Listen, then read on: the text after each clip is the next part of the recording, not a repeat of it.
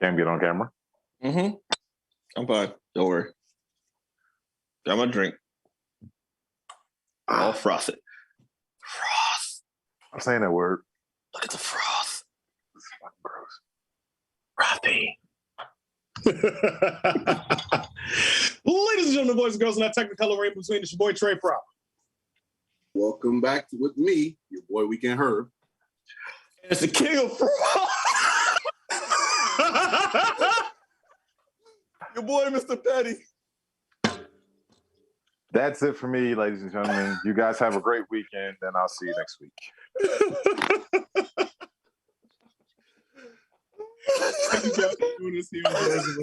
We got a great show lined up for you. We have. I think this is the first time we successfully pissed off Rick Stroh. This is awesome. If you don't know the inside joke that we are not really inside telling here, you had to have watched the previous episode of Thirsty Thursdays with these two gentlemen. So if you will, guys, go ahead and regale us with what we're drinking today. Basically, it's I love whiskey sour. So what I try to do is I did a variation of it. So I used vodka instead. So I made a vodka sour. Same ingredients, vodka, it's either sour mix or make your own sour mix, lemon juice, and sugar or sugar cubes. And the white of the egg, not the yolk, and put it in a shaker. Get Rick Stroh to look you in the eyes and shake the thing, and then you pour. You got a nice little frothy beverage. By the way, for everyone who's not understanding the word froth, it's the foamy part right here that builds up. There's like a volume to it. Rick Stroh hates that word so much. The word froth to him is what moist is to ladies. Like it's as soon as you say it, it just sets him off. So here we go. Oh man, I did the right thing. I did exactly. It's an easy recipe, so I didn't mess it up. So I'm actually enjoying a tasty beverage this week. Minus the froth. I wouldn't crack. There's no fucking way I was gonna crack an egg and put it into my drink. There's no way. It's the egg white. You get the shells, you just double scoop, and then it drops right in, and you just make sure. Now there was one time I did accidentally put the whole egg in by mistake, and I couldn't get the egg out, so I shook the whole thing, and it kind of like a Rocky Balboa Okay. This nigga drinking scrambled eggs. I mean, Cam is actually on point. I tried it with the froth. It's not bad. It's actually not bad. I'm good. Hard pass. All right. If you notice real quick, you see mine. What's it missing? Exactly. Froth.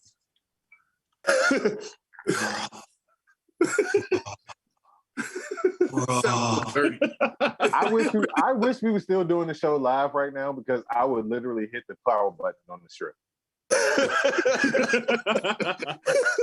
All right. Weekend Herb, what you got for us, man? Oh man, so guys, like I've been saying for the last few weeks, it is con season. But the very first of the con season, I've been saying for the last couple weeks, HBCU Con is this Friday through Sunday, April 29th through the 1st at Bowie State University. $15 tickets. Go and get them on hbcucon.org. Awesome con. I'm actually thinking about taking Miles with me to that place. He seems like he's interested in it. It's going to be taking place June 3rd through the 5th at the Washington Convention Center. $85 for the weekend passes. Go to awesome/con.com for more details. The Mecca, BlerdCon, July 8th through the 10th at the Hyatt Regency in Crystal City. $65 for the whole entire weekend pass. Go to blerdcon.com. And as always, guys, we are going to HNIC Con taking place Juneteenth weekend at Warminster, Pennsylvania. And speaking of HNIC, the homeboy Rick Stroh was on it.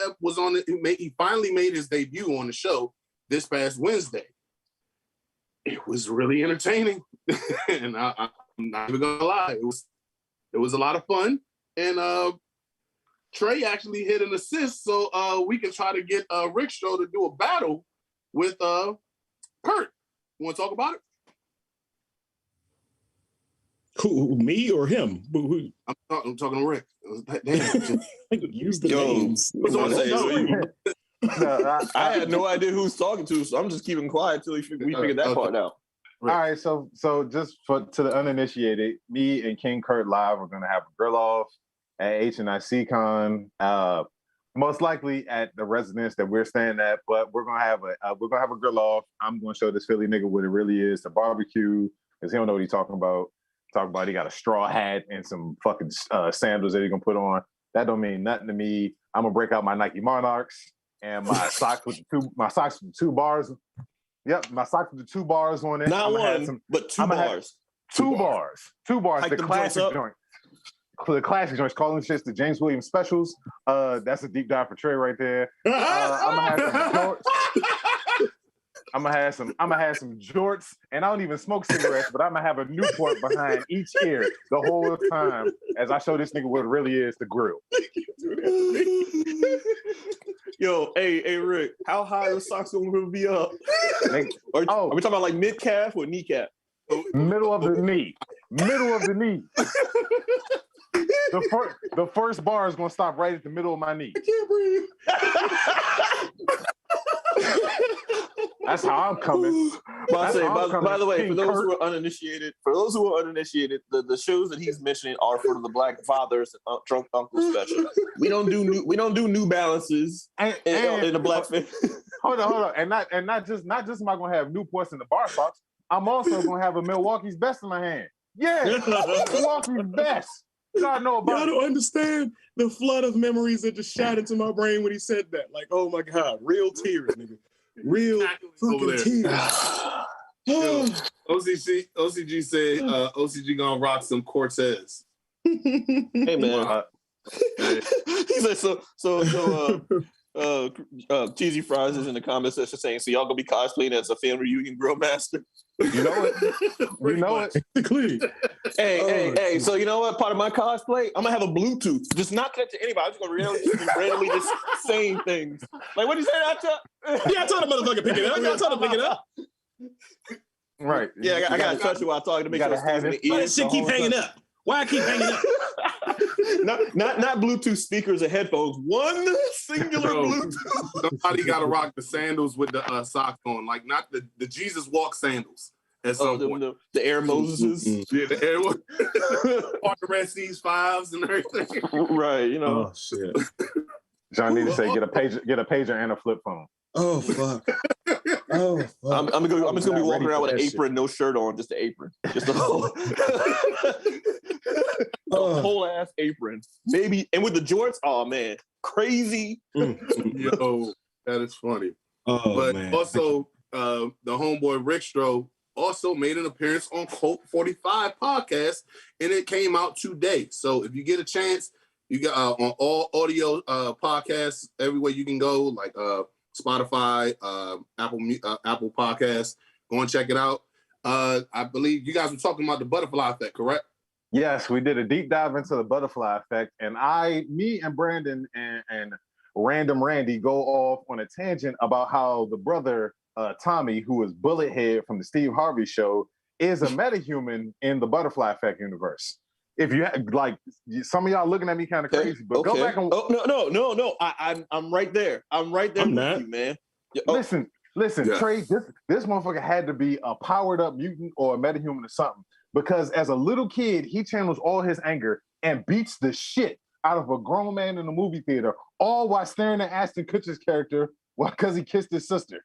Like, this motherfucker channels some deep seated rage. And also just the butterfly effect is such a bad movie. God, it's such. You think it's a bad movie? I thought it was a good movie.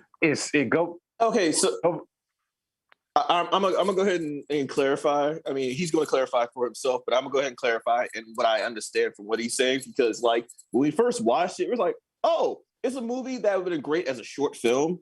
It's a movie that has a great concept, but when you watch like an hour and a half, maybe a little over an hour and a half of Ashton Kutcher just quantum leaping and this was when Ashton Kutcher was trying to stretch his wings, so he wasn't quite at the like, how you go from dude, where's my card to Aryan Brotherhood, like, just banging you, like, it's just crazy, man. Like, yeah. And then Amy Smart with Amy Smart shows more range than any actor in the early 2000s in this movie because she has to play depressed Kaylee, she has to play preppy girl Kaylee, and then everybody's favorite, darkest timeline Kaylee, who just makes no bones about being a hooker or her heroin addiction. It's there's Amy Smart with the acting masterpiece of the early 2000s. Yeah. And Bullethead was just like I said, he's just like, I'm just gonna play like how I am because this industry still sees me as a kid from Steve Harvey show and not give me any roles. And it's the only thing I got. So I'm gonna be mad. Yeah.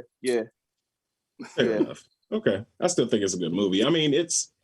When was the last time you watched it though? 2005? It's been some years. It's been some years. 2005 probably. Definitely was. It's 2022, Mud. I mean, you can still. Hold on, Trey. After this, get on HBO Max and just watch it after the show. And then call me. Watch it and then call me. We'll see. Yeah. I'll give it a try. I'll give it a try. Yeah. But moving forward, so apparently we have some people doing things for clout and getting knocked the fuck out. So yeah, we got a guy who I don't have his name right here, but he don't deserve no name. Yeah, he really don't.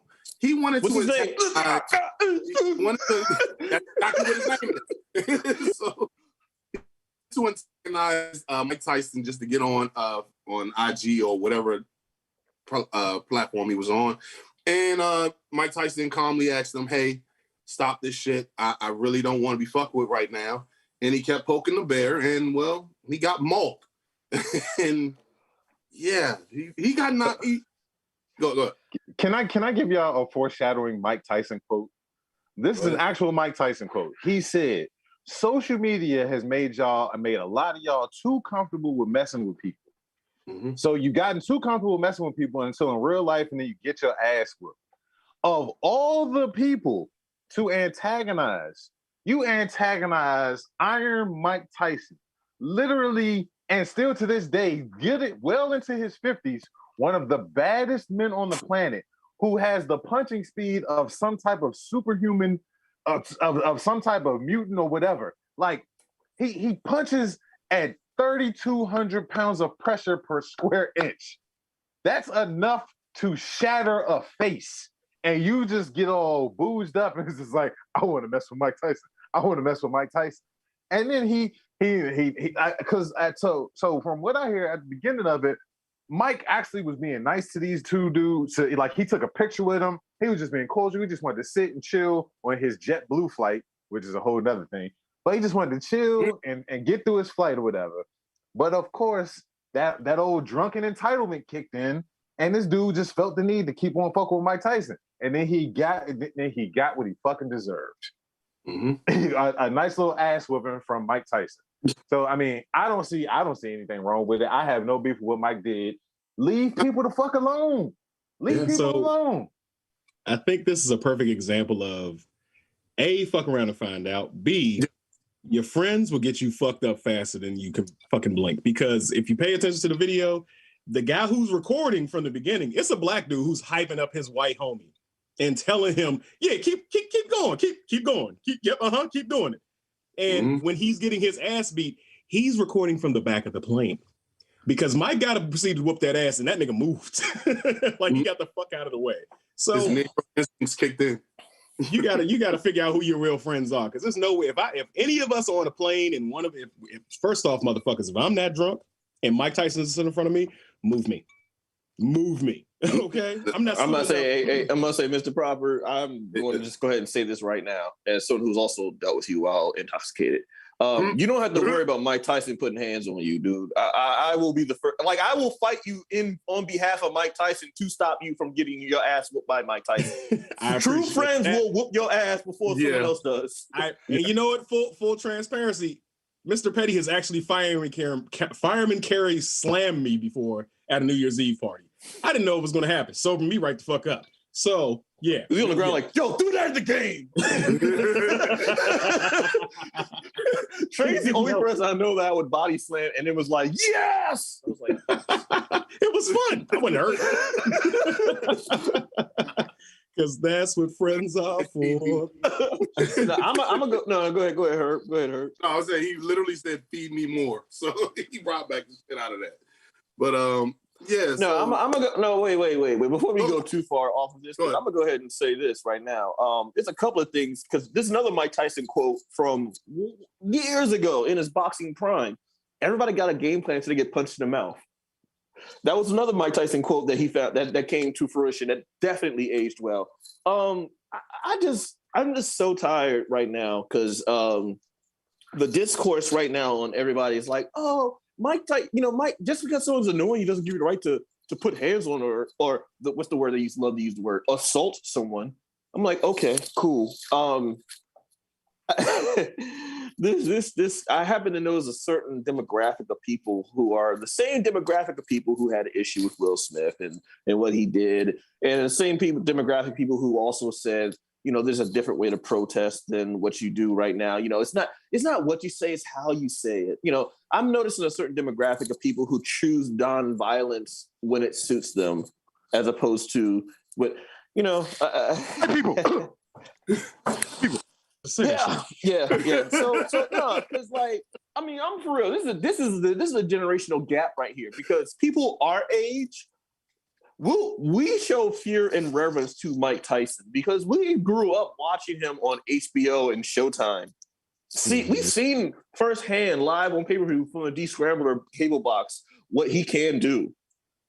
never mind. And even on a boxing level, this man, if you look at old footage of Mike Tyson in not even his prime, but before he became professional, and the head movement and he had a whole and then what I call post prison Mike, when he was still in the 90s though. So when he was taking on a bunch of no-name dudes, and then he couple of other people, and then Evander Holyfield and Lennox Lewis. And mind you, the people who, Mike Tyson kind of lost his shine when he lost to other professional heavyweight boxers who are also considered world champions and world-class fighters.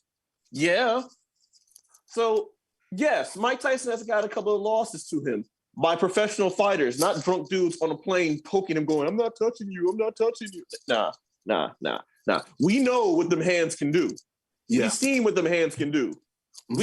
I won't even shake Mike Tyson's hand. I will say hi from a distance and then tell him whatever he wants.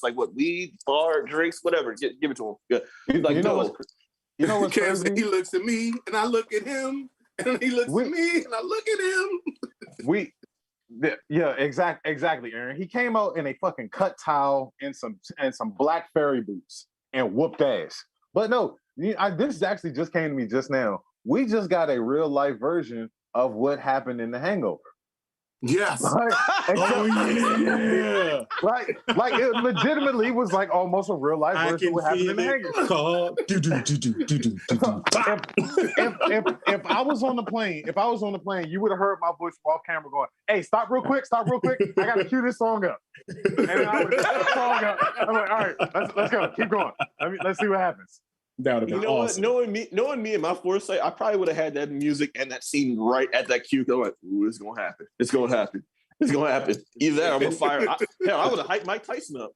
Another testament to how dangerous he didn't punch him. He didn't close. He was smacking him, and he split the side of his head open.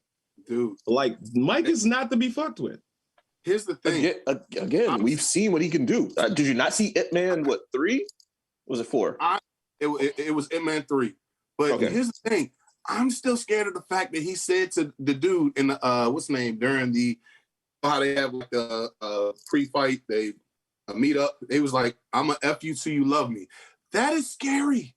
No, he was in the same interview. He also said, "I'll eat your children." Yes. He's bitten ears. Jamaica, Johnita, and Aaron Moore with y'all alternate names for white people in the comments are just hilarious. I just heard the mayonnaise minions, the milk of magnesia maidens, and the blank documents. Y'all call them I like 8x11s. I like 8x11s a lot. So I don't know if you guys, a side note, and it's not in the notes or anything like that, but I tweeted something yesterday.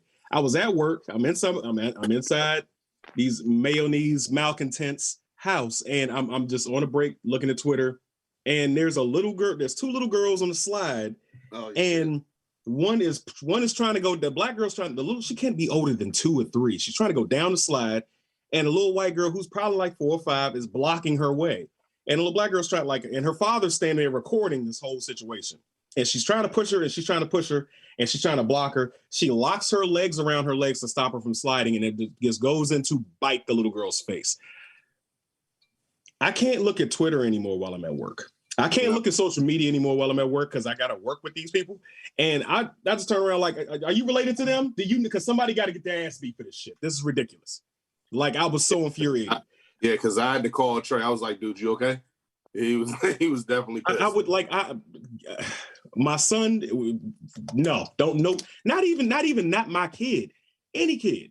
Like, but she was blocking hell? a whole bunch of kids. She was taking up the whole fucking slide. Yeah, it's that. I'm sorry. Like, one of the main thing that people kept trying to tell me, especially down in the whole situations of both certain situations, was that violence is not the answer. I said, no. Let me correct you. Violence is not the answer, meaning it's not the only answer, but it is an answer. Mm-hmm. It's the same. These are the same people who have an issue when protests turn to riots, and they're like, can they just protest peacefully? To which I point out, Martin Luther King protested peacefully. He was a nonviolent protester and was, about, we shall overcome, I have a dream, all that, everything. Y'all love to quote him. He was assassinated. Malcolm X, by any means, Malcolm X, by any means necessary. Oh, he was too radical. He was too violent. Also shot, also murdered, also assassinated.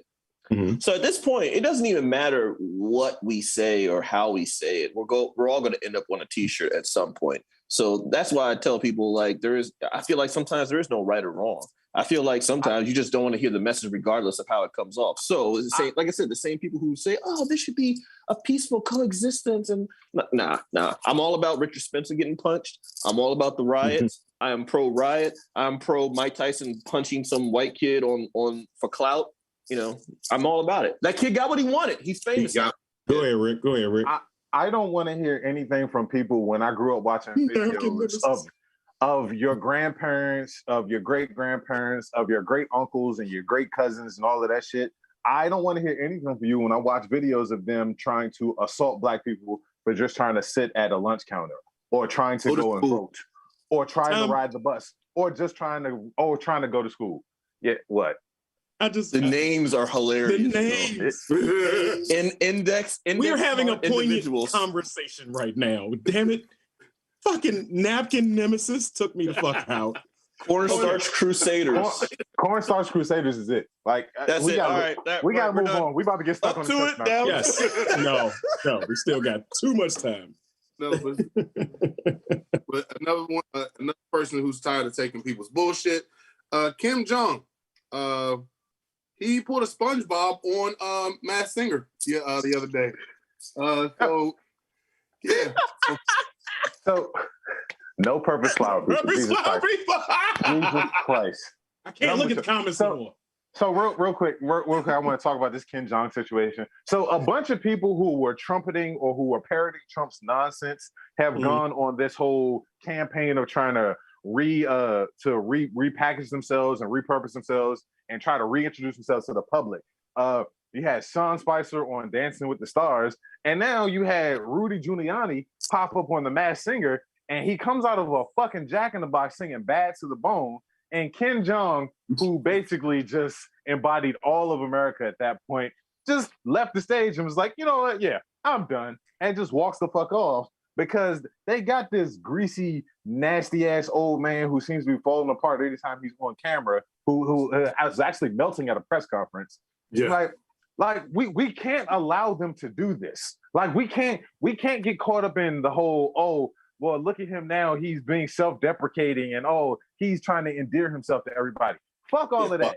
He was one of the main people who was inciting these motherfuckers on January 6th, talking about that the election was a lie and it was stolen and all that shit.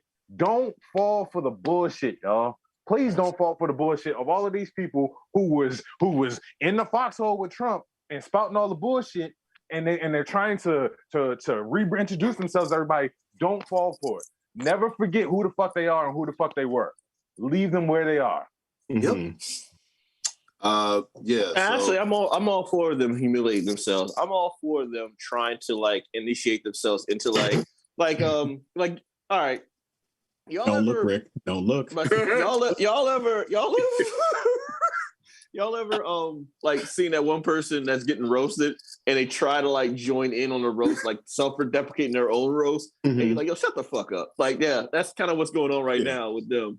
Like, we're making fun of you. I'm making fun of myself. Shut up. Like that's basically how I feel about it.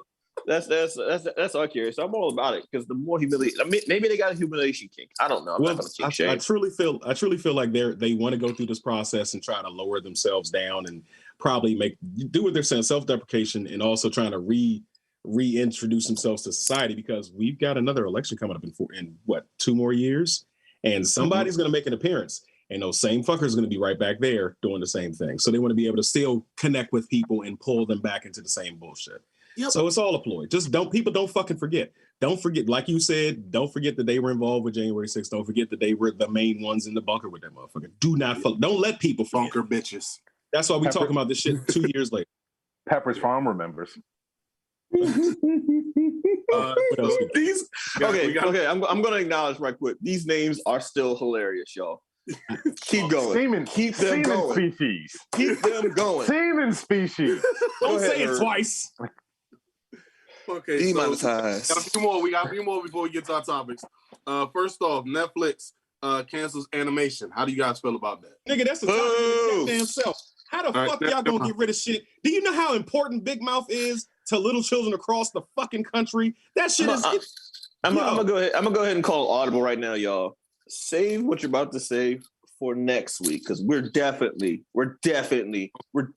talking about this next week. Okay. All right. Moving on. Rick Stroh has some rage that he has to get off his chest. I'm gonna just let him go. All right.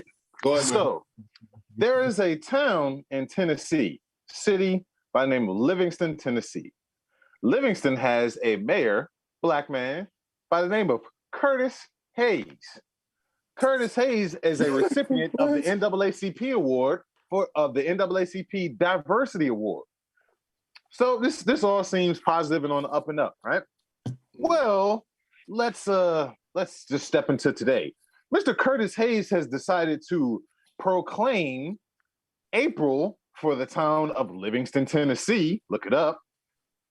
Confederate History Month. I'll pause for dramatic effect. Confederate History Month. Do we have the fucking picture? Can we put up just Google the shit. Just Google the shit. I'm just gonna say this. Nigga, have you lost your motherfucking mind? Confederate History Month? No, Rick, you already messed up right there, man. Because you said nigga with the A. No, that man is straight up with the ER. Hard R. 4 R. Don't say it. Do not say it. Livingston, Tennessee. I have seen a lot of things that have appalled me. I've seen a lot of things that have pissed me off. I've seen a lot of things that frustrate me in my daily routine of researching and finding things for the show for us to talk about. This motherfucker here is an absolute travesty and a just complete and utter sellout to the Black community. And then the other thing that he said about it is, oh, we denounce racism, but at the same time, we want to pay respects to our. No, you're not. What fucking respect? You're not paying respect to anything. Did he say I want to pay respect to our ancestors? Great grandma times 3. She really enjoyed taking Mouse's dick. This like the more. So if you go on and look at articles about the shit, it's only just going to piss you off and just completely just enrage you to there's another award he just won. He's another award he just won right now. The Uncle Ruckus Lookalike Award. He smacked that like, yo, I swear when Aaron Magruder drew up Uncle Ruckus, he looked just like it. Yo, this is the purest definition of the racism is inside the house, like phone call. Like, you know how like, oh, the phone calls from inside the house. This is definitely one of those internalized racism from inside the house. I don't know if it's internalized racism or soft shoe Michigan J Frog tap dancing for the white folks. I don't know exactly what it is that he possessed him to have Confederate History Month. They're still Like, going. Wait. Okay, what month was it again? April. This month, it's April. April. Okay. Yeah. Okay. Okay. At the very least, at least he didn't make it in May. Off camera guy there in the group chat. As long as he didn't make it in May, we're good. The only reason why I'm saying that is because Juneteenth would follow. And to have Confederate History Month followed by Juneteenth would be, I mean, it's all a slap in the face. But, you know, but it's just like, I can't take the, like, being, all right, so I'm sorry. I'm on Twitter a lot. In the great state of Tennessee, we got to talk about all this racism and all this segregations. We got to make sure that we keep all of our peoples together. I'm on Twitter. I'm on TikTok. I see these folks still trying to appease to these folks and shit like that. I was like, you know, what do you gain out of this? Like, what attaboys do you? How does you sleep well at night? Is that what it is? Is that the cost of your soul? Like, as the saying goes, all skin folk ain't kinfolk, and this dude is the prime example of it. Like, I don't understand how you can't be somebody who considers yourself to be an educated individual who's actually read history and learned about these things. And if you study history though at any point as a Black person, you understand. I knew this from a very young age. The Confederacy is bad. There is nothing good about the Confederacy. White people love to talk about, the war wasn't about slavery, it was about states' rights. It was about the states' rights to have slaves, you dumb bitches. Like, this shit is fucking frustrating to me. It's the most ignorant shit I've ever seen in my life. There is no reason that any Black person, I don't give a fuck where you were born at, or if the Confederate flag was a part of that state's flag, that you should be boasting this shit up. This shit needs to be erased from the record books. They don't need to be statues about Confederate heroes. You know why? Because these people were traitors. They were terrorists to this country. Hey, you know like, what? that's what it is. Straight up. When you look at this guy, he definitely is that Black friend of the racists. Like, you look at him, you can see him. It's like, when they say I have a Black friend, his face comes up. Like, he's the definition. He's the definition of tokenism. Like, nah, for real. Like, nah, straight up. I'm so tired of this bullshit, man. I don't get the appeasing of these people for you to like. What do you get out of it is the question. Literally, what do you get out of it? Because I mean, it's what? It doesn't lead to anything. These people are fucking racist. So the thing about the Confederate flag that everyone has been spouting started in 1960, which is really literally like the rebel flag, which at the most maybe during the Civil War was around for like what, 2 years, 3 years? The Confederacy was 3.5 years. The Confederacy was 3.5 years, but this particular flag was only raised for like the later half of it. It didn't become a thing as far as their heritage or the signal for the South until like the 1960s when the Civil Rights Movement started becoming a thing. So as a counter protest, they started endorsing and selling and propagating on the Confederate flag. And they had that particular flag, not the actual true Confederate flag, that particular flag. Mm-hmm. That flag was more like one or two states, to be honest. And that became, quote unquote, the revisionist history symbol of the Confederacy. That shit didn't start happening as far as heritage over history or whatever until like the 60s as a counter protest. So it's basically like all lives matter flag to the civil rights movement. Whenever there's a rising of some sort of civil rights or anything, there's always a counterattack to it. So in Black Lives, there was all lives. When the civil rights movement was happening, they started having this Confederate flag. But I'm gonna shut up because I can literally go on about this for hours. So I'm gonna chill. I'm just gonna drink my frothy beverage. So I want to end it with one thing. Curtis Hayes, fuck you. Now we can move on. Yeah. Last church announcements. Movie night at Tyson Corner. We're gonna be watching Doctor Strange 2. So be sure to get your tickets for the 8:40 show. We're gonna be going over to TGI Friday, I believe. Yes. Yeah, so we're gonna go over there before the show. So yeah, meet us over there. Tickets are still on sale. I still seeing some good seats available, so meet us out there. And that concludes the church announcements. All right. Let's get into the rest of the show. Let's get nerdy for a little bit. We're still going to be kind of angry because we're always fucking angry. At least I'm always fucking angry. Warner Brothers. Come to the front of the fucking nerdy congregation. We got to talk about some things, man, because your live action properties are shit. Your TV shows are mid at best. They start out strong and then they end on a fucking down note. And then your actors. It's like you guys don't know what to do with people. You don't know who to pick. You don't know who to select. And quite frankly, I'm tired of it. Basically, I'm talking about namely two people for the most part. Amber Heard, who's most famously Mira and Aquaman. And she's actually keeping her fucking role despite everything that she's done in the background to her former husband. And also Ezra fucking Miller, Mr. I don't know how to run like a regular person himself. It's like, what the fuck is going on? Go ahead, Rick. I see you foaming. I see you frothing. So one, Amber, the fact that Johnny Depp has lost so many roles because of Amber Heard is just, she's a sociopath. And if you've read the notes or looked at any bit of their trial that has been going on, which is, please don't pay attention to that trial because they're using it as a distraction to distract you from the fact that they're also prosecuting or deposing people from January 6th.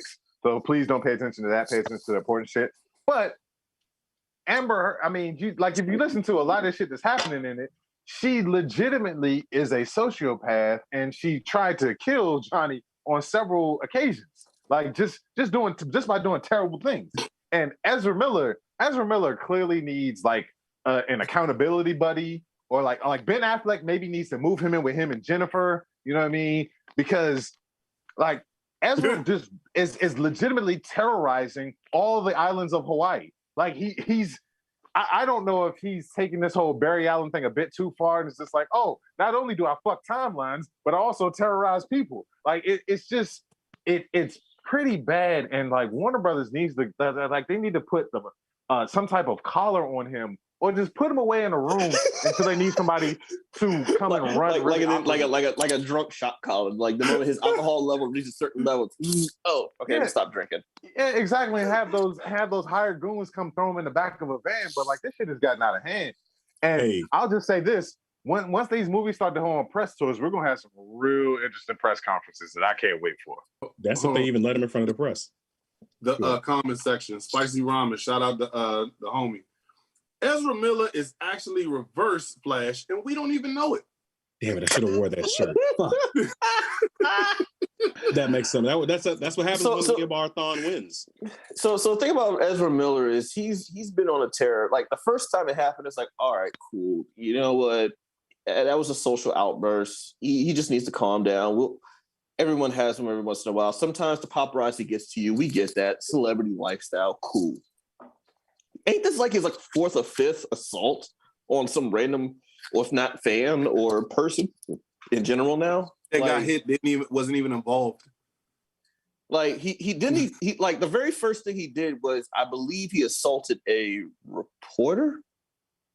No, it was a fan. It was the lady, he choked her out or something like that. Yeah, it was like, I know he put his hands on her. I thought it was him choking out the elderly lady.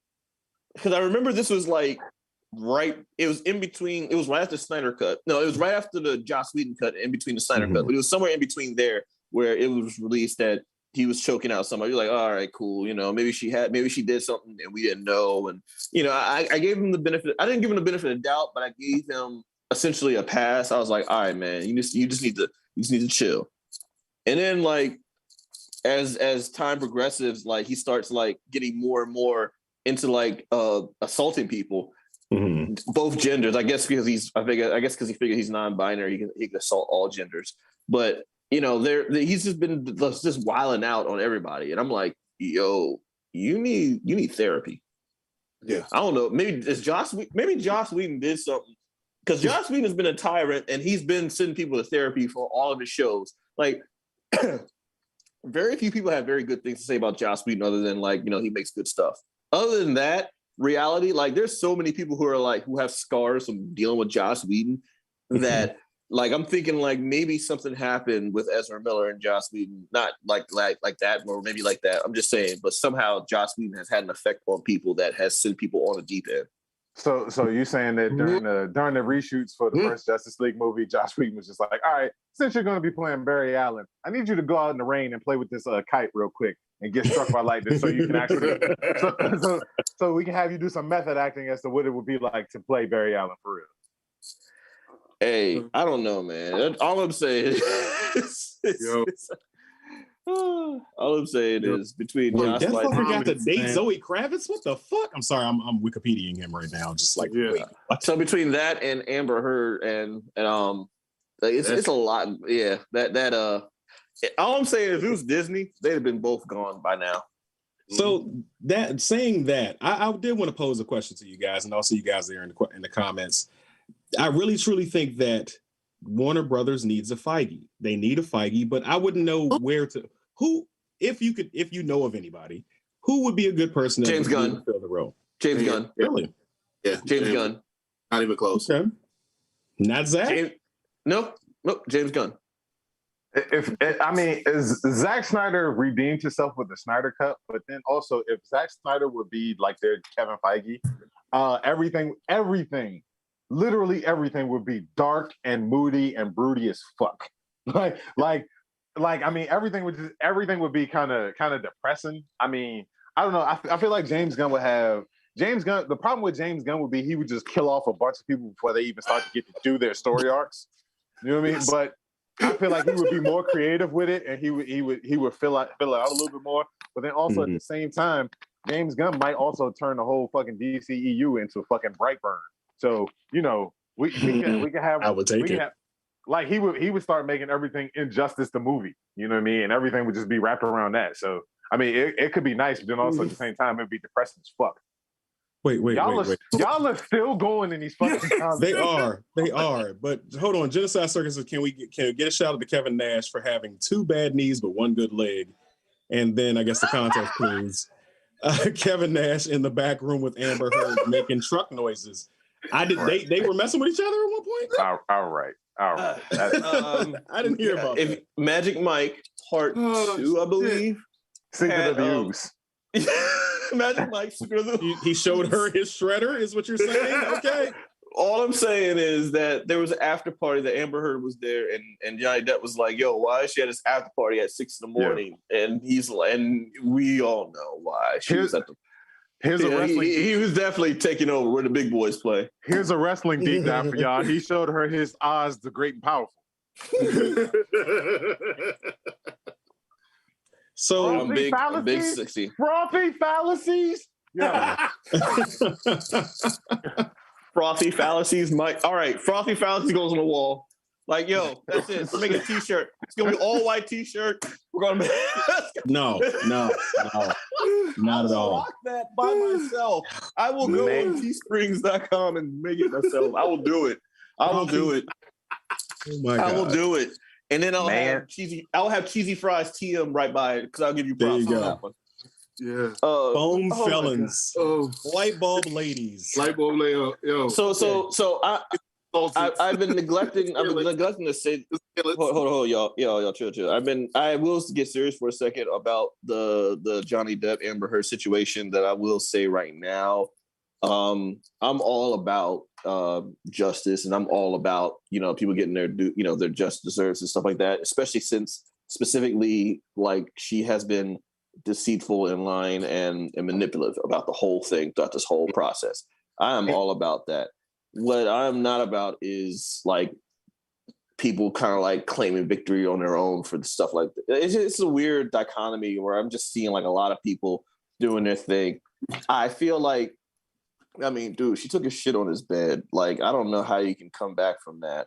I don't even know how I can crowbar something into there. Maybe if she went to blerdsandwhiskey.com and went on our promo page and maybe saw and got the FNX Blerds 1 promo code, maybe she would have had a better fiber intake and would have been a healthier in a healthier way to do that. Maybe she wouldn't have done that. Maybe she done unplay like normal people.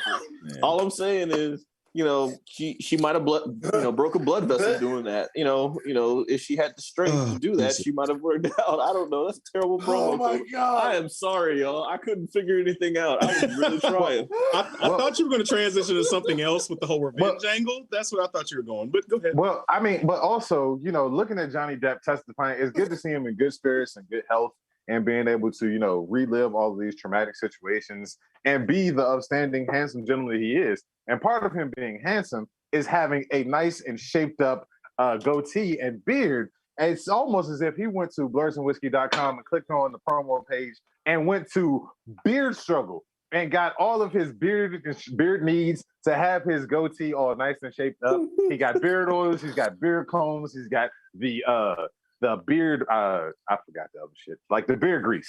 I don't know what you call it, but he got that beard oil. He got beard balms. I said beard oil already. And he used the promo code Blerds1 to get 15% off his purchases, because after somebody shit in your bed while you're sleeping in it, you may have rolled over in it. So you had to get his beard nice and smelling well. So I'm pretty sure you used some Beard Struggle in that beard. You definitely need that deep conditioner. It's great shit. Flavor fighters, foam posits. Foam posits. Oh my God. Foam posits, Donita. No, this section is getting a round of applause again. Yes, you are. I did see one that said we need to get Johnny Jackson on the show. That's if she can come down. We got to get her passport. She can come down from where she at. So speaking of revenge and vengeance and stuff like that, where people are angry and attacking things, Mr. Petty. I had a better segue. I'm gonna go ahead and do it anyway. Yes. I'm pretty sure when Johnny Depp saw that piece of fecal matter in his bed, he probably screamed, "God damn it!" Meaning he was damning the gods. Speaking of damning the gods, let's go ahead and roll. That's your transit. That was your better transit.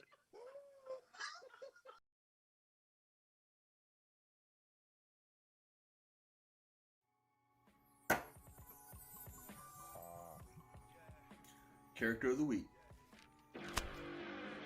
Today's character of the week is Gore, the God Butcher. So let's go over the powers and abilities of Gore, the God Butcher. He kills gods. Now, Gore comes from an alien race that's nameless from a planet that's unknown because, well, the writers figure it's inconsequential. No one really cared. Barren, desolate, food was depleted, starvation, resources were gone. It was pretty much in bad shape, and they would continuously pray to gods for any type of relief or salvation or saving them or something. His family was dying, everything, and he decided to just kind of question the validity of gods in general, or question if they actually did care or help them. The alien race is very superstitious and religious, so that was seen as heresy and traitorism, so he was an outcast amongst his own alien race, just for questioning whether or not religion. Anyway, so kicked out of his family or kicked out of his alien group or whatever. Anyway, he was roaming the desert and he witnessed a battle between two gods. Some god in golden armor and another god who was later known as Null. Side story about Null, he's pretty much the god of the symbiotes. Symbiotes? He's pretty much what created the black goo that the symbiotes came from. He also was the possessor of the all black, which is the Necro Sword, which is also powered by the same black goo. Anyway, he witnessed both of the gods to a near-death battle. He ended up killing one of the gods out of anger because he looked at the gods like, yo, we got people dying and y'all got a petty squabble. So, enraged, he killed his first god. Aww. Armed with rage and a can-do attitude, he became possessed of the Necro Blade and started killing gods, basically. You would think the Necro Sword it started adding like a cloak and a hoodie to him. It could have just added more than that weird, like, is he wearing like a thong or a jock strap? Also, he's useless without the sword. You can't kill gods without it, so that's his source of power. So as long as he's in possession of the sword, he can kill gods. Without the sword, he's just a mad dude. Upon that, he started absorbing some of the gods' power, so that he himself started becoming more and more powerful, which is kind of a conundrum because if you start killing gods and becoming the power of gods, aren't you becoming a god? Should he kill himself? Because comics. Anyway, so kind of like the Amazon show based off that comic book, The Boy, where it was a certain set of people that kept superheroes in check. Gore the Butcher was essentially like the villainous version of that. So being a butcher of gods, that naturally puts as an antagonist against one of Marvel's favorite deity himself, Thor. So he's battled the likes of Thor, and he's also battled Thor.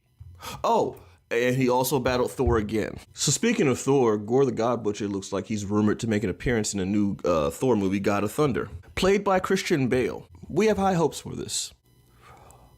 Okay, does he kind of look like someone we've already seen before? I'm sorry, but I can only imagine him as being Gore the God Butcher killing other gods going, where is he? He'll do all right. Is it me, or does Gore the God Butcher sound like a Norwegian death metal band? Anyway, back to you guys.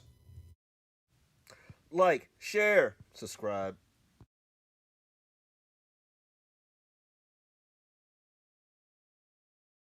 Tell me where the other gods went. Where are the other gods? Where are the gods? So I was going to shout out to myself. Yeah, so stay tuned. Hashtag Canvism's my YouTube channel where a lot of the Character Week stuff is being uploaded, along with future content that's going to be up there too. Like, share, and subscribe. So speaking of Love and Thunder, y'all actually have Christian Bale is no slouch when it comes to acting, nor is he a small name. So with that name being put into the possibility of Love and Thunder, gotta say it right, Love and Thunder. Do you all think? What do y'all think of Love and Thunder? It's still hosted. It's still directed by the same guy who directed the whole number 3 Ragnarok. So Taika Waititi. Yeah, Taika Waititi. Yeah. So while he is still he's definitely another second runner. Him and James Gunn are definitely like, you know what? We're just having fun with these movies. Taika cannot. We would be stuck in the 80s if Taika was to be the Feige of DC. We would be stuck with 80. Superman would have a mullet. Batman would have the blue suit with the gray jump. Like we don't want him to do it. It'd be 80s music all day long. No, sorry. Oh, BC Power. Yes. No, yes. I'm sorry. No, it's the John Eater in the comments. Sorry. Of course. Yes. Provolone provokers. So what? real quick. So just based on going off the Thor: Love and Thunder trailer that just dropped this week. I saw it. It's 1 minute and 30 seconds. Some people complained about how short it is. I actually got really excited for it because they showed, like, I got excited for the stuff that they didn't show, right? I talked about this a little bit on HNIC this week, but again, I'm gonna bring some of those comments plus some other stuff to our show because, you know, it's our show. Like, they don't tell me what to do. Anyway, they pulled the panel. They pulled the panel right out of the comic books with the behemoth. I believe it's Flan. It's something. It starts with the F. I forgot his name. But the death of the behemoth. That is literally a panel pulled right out of the comics. Except for and now Thor has Korg with him. It looks amazing. And then also, so they showed Russell Crowe as Zeus. They showed him from the back like they did Professor X in the Multiverse of Madness trailer, like we all wouldn't know who he was. We see you. You're not sneaky. Holding a giant lightning bolt. Right. Like, but I'm saying we all knew that was Russell Crowe. I know them out of shape shoulders anywhere. But Russell Crowe. The reason why I got excited because they showed Zeus and all of Olympus like that is because y'all know just like I do that Gore is going to show up the minute after they start celebrating, and he's going to decimate the whole room. Like, he's going to wipe them all out, and I just can't wait to see that. I can't wait for Christian Bale to reappropriate the Batman voice for Gore the God Butcher, and Zeus is going to be like, I swear to my father, and he's going to be like, swear to me! I'm very excited for what's going to happen in that. Do you think he's going to enter the room like Anakin? Or do you think he's going to enter the room like Vader was in Rogue One? Do you think he's going to be slaughtering children? Or he's going to be slaughtering like people fighting back? Because either one I'm good with, but I'm just saying, like, you know, he's like, or execute order, kill all gods. Yeah, I think we're going to get full on Rogue One Vader. Like, Zeus is going to be talking, he's going to put on a lightning display, and all of a sudden somebody's like, what the hell is that noise over there? And then you're just going to see a shadowy figure, and next thing you know, you're going to see the whole room is decimated. Trey, you look like you got a lot to say. I got a lot to say. You know, this is my wheelhouse. I don't think he's going to decimate everything. First off, Zeus and Odin, canonically, we're on the same levels of power. Now, they could change it in the MCU. That could happen. I'm just doubtful that he'll be so weak that he'll be taken out by a symbiote. So if you're paying attention to the character of the week, you know that Gore's using the Necro Sword, which is a true to life fucking symbiote. And how do you fucking anyway? Don't do that shit, motherfucker. No, symbiote. No, what is their weakness? Their weakness is fucking fire. Like this is going to be too easy. And sound, like literally thunder. Like literally, we're talking about the god of lightning. You know, he's going to take that shit out. Just a quick detour on for Love and Thunder. Didn't he look like Terry Bogard to you? I just saw him as I think that was a change, a play on Thunderstrike, the other version of the other. But this is just one thing I want to put out there. You know how we always see with these whole entire previews that there's always like one space missing when you see it is enough room. What's the dude's name? The horse face dude. I forget his name. Beta Ray Bill. Beta Ray Bill will probably make an appearance in this movie as well. Because if you remember on what's his name, Ragnarok, they had his whole entire face on that mountain when Hulk was up there. They had a Corbinite face on that mountain. Yeah. So it's been rumored that it's either going to be, and I know what scene you talk about. It's a scene where Thor and Korg are looking up at the Guardians flying off, and they look like they're standing on Sakaar, right? There's a rumor that it's either Beta Ray Bill or Hercules. Either one, they all kinetically fit, so we'll see. So also, y'all were talking about Thor's look and looking like Terry Bogard. I think it's more because Taika Waititi is such an '80s dude. I think it's more closer to Kurt Russell in Big Trouble in Little China. Yeah. It's a good beat. That's a deep one. Also, let me tell you about old Jack Russell. Also, I am going to get that Strongest Avenger hat because it is for sale. I have found where to get it from, and I'm not telling you guys until after I get it. I'm going to go and find it. Well, I'll say Herb will be the one to copy you. Fuck that. I don't care. I want the fucking hat. And we all get the hats? I'm just saying. Why is it a competition? So, but also as another big thing that's come out of this trailer dropping is Natalie Gunport and her reforged Mjolnir. So I've heard a lot of reactions to it. Most of it positive. A lot of it, some of it has been gatekeeping, but we're not going to address them because those people are stupid and don't read comics. So, but how do you guys feel about Natalie Portman showing up as the Mighty Thor with a reforged Mjolnir? I'm gonna go ahead and jump on this one. I think the name Love and Thunder is the name of her arms. no, Love and Thunder. So some people like, yo, they CGI'd her arms that big. Actually, if you go and look at behind the scenes footage, that was the first thing that came out is how fucking big her arms are. She's walking around like this. It looks like she's been training with C.T. Fletcher. Like she got her arms are bigger than Josh Brolin's when he played Cable in Deadpool 2. I say, y'all remember when Natalie Portman was doing the rap on SNL? Yeah, now she's living that thug hardcore life. Go ahead, OCG. Yo, Camille Nanjiani pulled the deal off told everybody. He was like, yeah, y'all can't get this body purpose. And then they trained him. They built that body. They shot him up with all the steroids and all the bullshit. And then, 2 scenes with yeah, he had all you saw was his arms in the entire scene. Yeah, you didn't. So that's the funniest thing about Camille Nanjiani. So Camille Nanjiani played Kingo in Eternals, and that was the biggest waste of a body transformation I've ever seen. Really was. In all honesty, you actually only get to see his arms when he's doing the dance in the Bollywood scene. None of his action scenes you get to see his arms, so it's kind of a waste. But I'm pretty sure Natalie Portman playing the Mighty Thor, her body transformation is going to be on some other shit. And I don't know why, but I just have this sinking feeling they're going to do the same thing with her that they did with Pepper Potts in Iron Man 3. Oh, shit. They could do that. But I honestly think what are we going to the movies for next?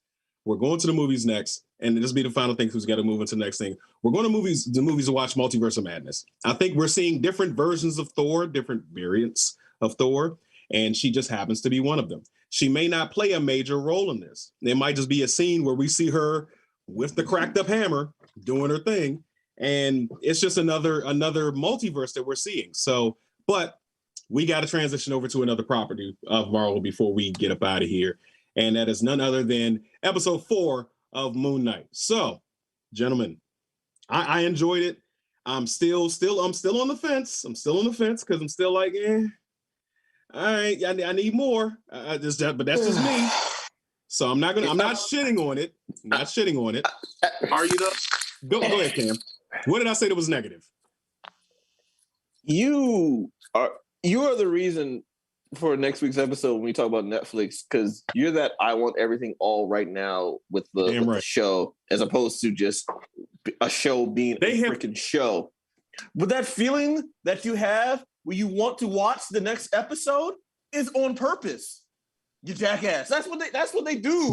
That's what shows do. They make a show and give you enough of bait to be like, I want to know what's happening next. What happened? What are they going to do? That's called intrigue. You can't operate and condition me for the last 5 years to binge shit and then expect me to just cold turkey it over one fucking night. Like, no. This is how shows are made. This is not anymore, Cam. Shows are not made that way anymore. Now we had Netflix. They gave us oodles of content. We had YouTube that gave us oodles of content, and everybody's competition, with the exception of Disney Plus, which has been giving us and HBO piecemealing us things, and HBO Max, and Amazon, and Hulu. And Hulu. Yeah, they will, but predominantly a lot of the all the shows that they produce not weekly. They produce weekly shows. There are some that are weekly, but a lot of times you get shit in binge-worthy moments, and then there are some series, there are some shows that people do not become aware of until after the season has already ended. Listen, let me finish. People see these shows and they're like, I'll catch it up later. Then their friends tell them, oh, that's great. I'm a perfect example of that with Game of Thrones. I didn't start watching until season 2. Somebody told me the show was great and you should watch it. I picked up I binged the first 2 seasons and I hated until the end because I got to see those all as a clump sum and I was like, I need more. I ended up went to go read the fucking books. We're a binge society. So I'm not a jackass. I'm just American. It's the same thing. Wow, it's the same thing. It's literally the exact same thing. Anyway, to give you guys a light recap of episode 4 of Moon Knight, Steven and Layla go on an adventure. They go on a dig on. They go and find the burial site of Amet and her tomb, and they come across. You get to see actual mummification rituals, so that's pretty cool. And then the episode, so they have an adventure. They have a very awkward kiss. Mark and Steven bicker back and forth. Steven, get your ass off my screen. Give me all my Mark back. I don't want you. I don't like you. Mark Buster. Get the hell away from me. That's fine. I'll be that. And then toward the end of the episode, it ends with Mark taking 2 to the chest from Arthur Harrow with a good old-fashioned rifle. And then Mark, so when he falls into what appears to be a very, very shallow pool behind the grave. Oh, also, they found the sarcophagus of Alexander the Great, which to a history person is just fucking incredible, but they kind of go over that. But anyway. So do you think it was Alexander the Great, though? It was. It definitely was. It definitely was, because that was his axe. That was Alexander's axe. Like that shit was kind of that shit was kind of wild. But I'm gonna glance over at the way they did on the show. The episode ends with Mark falling into a shallow pit of water, and at one point it looks like, oh, this, like, is he dying? Then we wake up in a mental hospital, and you see that all the people that Mark has been interacting with, that he's been talking to, or that Steven has been seeing and interacting with, are all patients in this hospital. He's holding a Moon Knight action figure. Donna is there, and she's clutching a scarab plushie. The police officers that invaded, that gave them that little bit of British police brutality, are orderlies. Arthur Harrow is the lead psychiatrist of the place. and he actually interacts with the living embodiment of Mark. I mean, excuse me, of Stephen, who he rescues out of another sarcophagus. And things kind of crazy. I've already been approached by a few people who are just like, so is it everything that we've seen so far? Is that not real? And of course, I have to be condescending and say, "Oh, you uninitiated people, you know nothing." You sweet summertime. Right. You're getting one of the sarcophagus. Oh, and then there's also a third sarcophagus that was shaking rather violently that they both just said, no, not fucking. No, we're not opening that. We all know who it was. We know you're coming, Jake. I can't wait. So, and then the episode ends with Mark and Stephen being confronted by the Egyptian goddess of fertility and life. I forget her name, but she has a hippo face. And in Esther, real life, is it Esther or F? It starts with a T.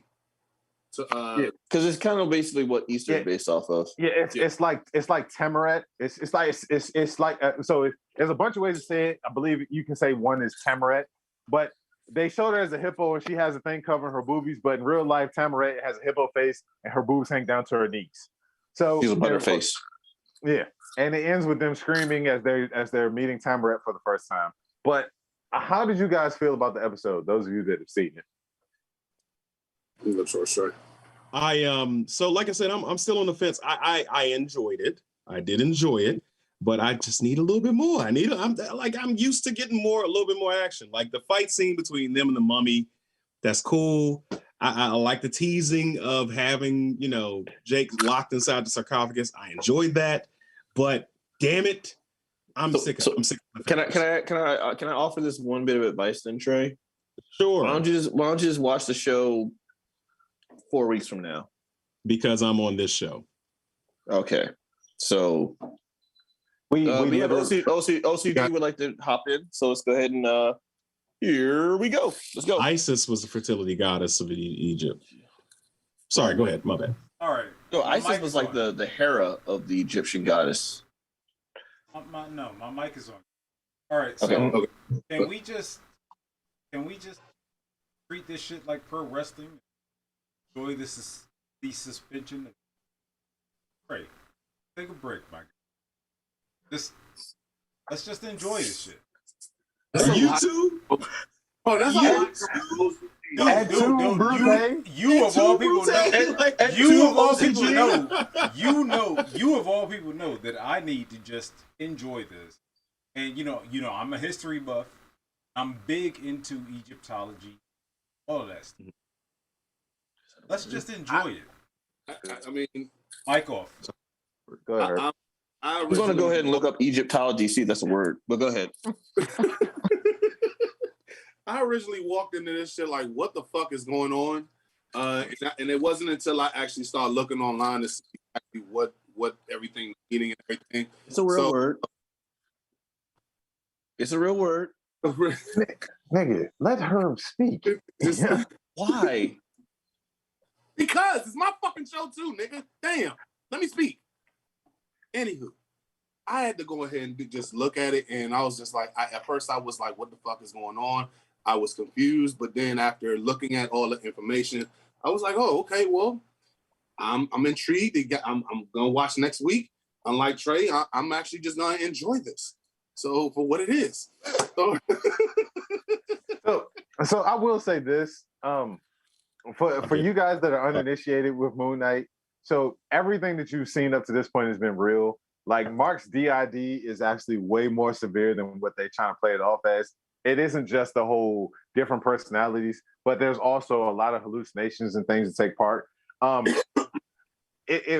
have a theory that so there's also scenes that we've seen in the trailers and the commercials that we're also going to get a flashback to when the night that Layla's father was killed and Mark becomes Moon Knight.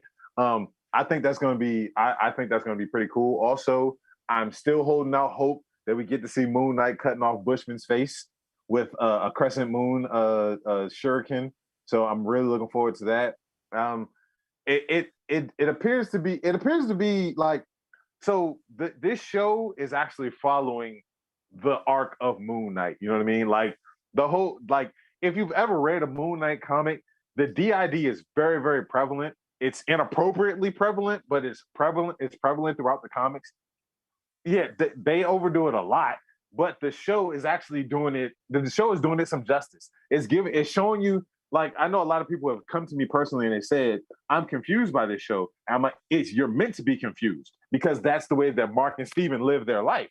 You know what I mean? It's like 1 minute I'm sleeping, the next minute, how the fuck did I end up in the Alps? And these guys in a cupcake truck are shooting at me. You know what I mean? That's because that's what happens. Y'all niggas are still going in the comments. Jesus Christ. They are. But by the way, Thought Circus were fighting when I see. That's what makes shit. hold on. That's what makes this show so good, and that's why I think everybody should give it a chance to enjoy it. And that's why Marvel is pretty much on top. You know what I mean? Because all of their stuff works together. It goes together. They know how to tell stories. They know how to update things that are very, very inappropriate that are made from the comics that were made back in the 60s and the 70s. And they continue to reinvent every hero series is a reinvention of the normal superhero story. You know what I mean? Like even outside of like visionary directors like James Gunn and the Russo brothers, they're doing incredible things because the director of the Moon Knight series, he said once they showed Egypt in Wonder Woman 1984, he said it was a disgrace and it was disgusting.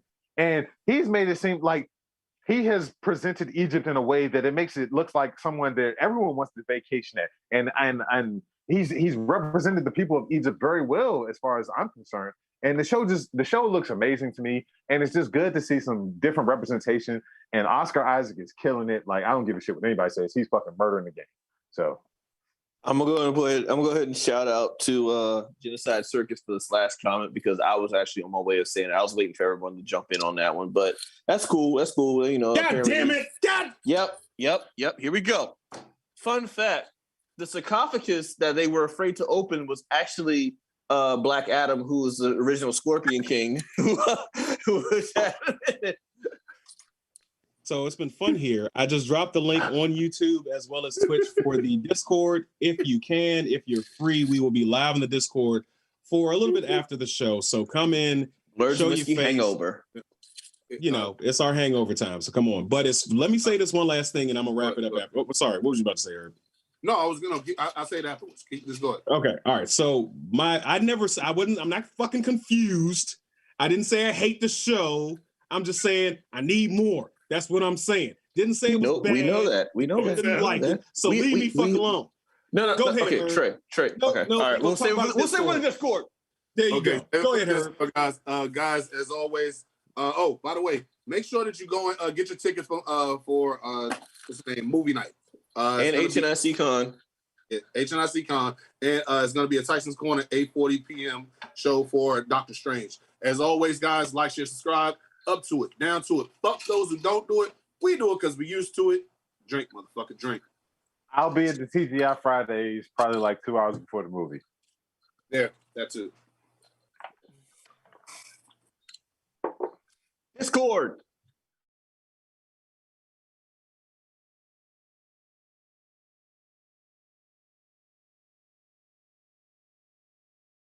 Ladies and gentlemen, boys and girls, and that Technicolor rainbow in between, it's your boy Trey Proper. It's your boy Big Herb. And thank you for watching Blerds and Whiskey. Be sure to like, share, subscribe on all social media platforms. And check us out on blerdsandwhiskey.com. Be sure to get that merch. And come take this shot.